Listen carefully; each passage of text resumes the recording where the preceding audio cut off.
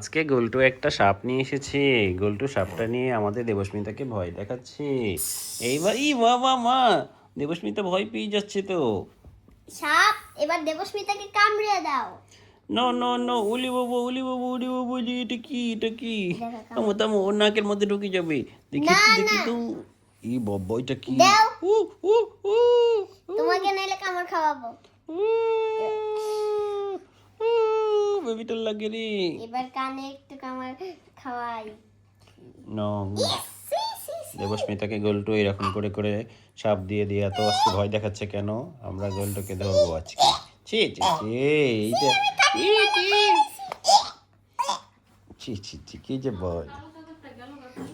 তবে রে এলে তোর টাঙে দুন ছিড়ালাম কিন্তু তা আমার বাবার প্যান্ডেকের লিগা দেবস্মিতার নাকের ময়লা মুসলি সাপ এবার কাজটা দেবস্মিতা এবার এবার তোমার এবার একটা